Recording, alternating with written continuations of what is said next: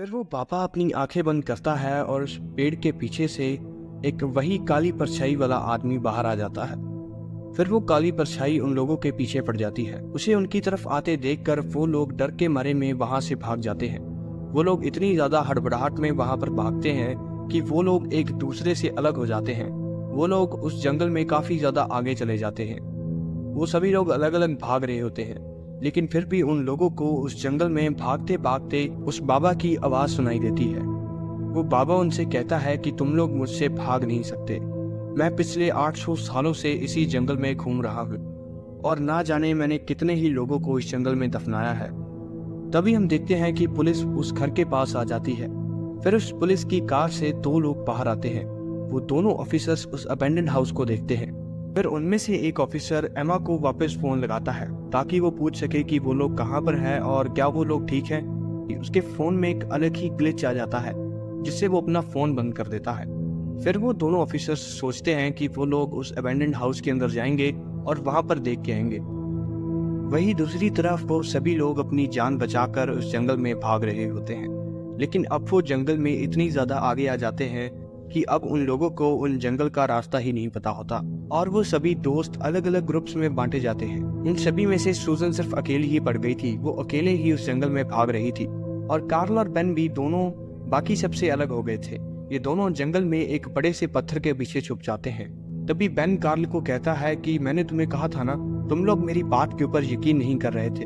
Karl Ben को कहता है कि मुझे माफ कर दो, मैंने तुम्हारी बात को मजाक में लिया। फिर बेन कार्ल से पूछता है कि अब हम लोग क्या करें। फिर कार्ल उसे कहता है सबसे पहले तो हमें बाकी लोगों को ढूंढना होगा।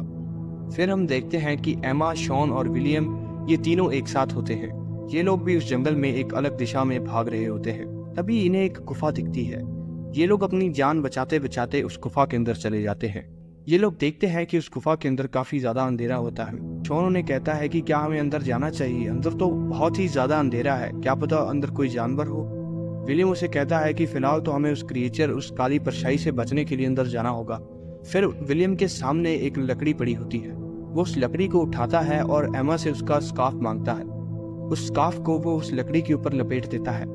फिर वो अपनी जेब से वही लाइटर निकालता है और इसके ऊपर आग लगा देता है। इससे वो एक मशाल बना लेता है और वो लोग उस गुफा के अंदर आगे चले जाते हैं। फिर हम देखते हैं कि वो दोनों पुलिस ऑफिसर्स अब उस अबेंडेंड हाउस के अंदर चले गए थे। वो लोग उस घर को अच्छे से देख रहे थे। वो लोग उस घर की अच्छे से तलाशी ले रहे थे। वहां पर उन्हें कुछ नहीं मिलता। फिर वो दोनों उस घर से बाहर निकलने ही लगते हैं कि तभी उस घर की लाइट बंद होकर फिर से चल पड़ती है।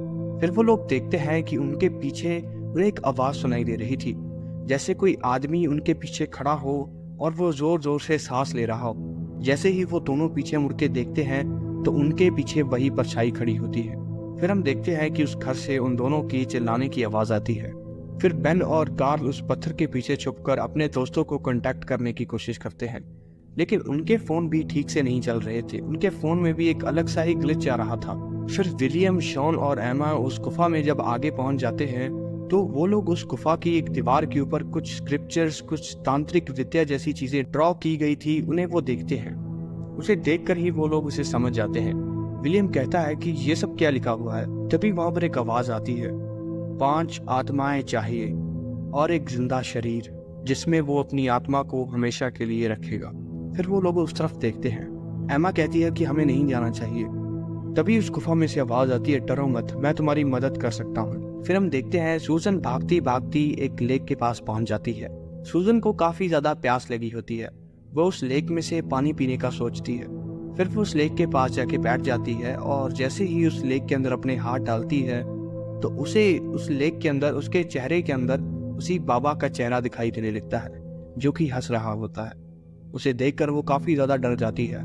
इससे पहले वो अपना हाथ उस लेक से निकालती, कोई उसका हाथ पकड़कर उसे लेक के अंदर ही खींच के ले जाता है।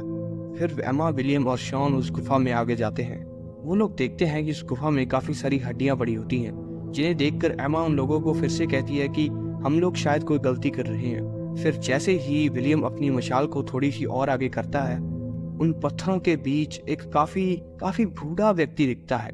उसकी हालत सच में बहुत ही ज्यादा खराब थी। उसकी हालत इतनी ज्यादा खराब थी कि उसका चेहरा भी ठीक से नहीं दिख रहा था। और तभी एकदम से वो चेहरा बोलने लग जाता है।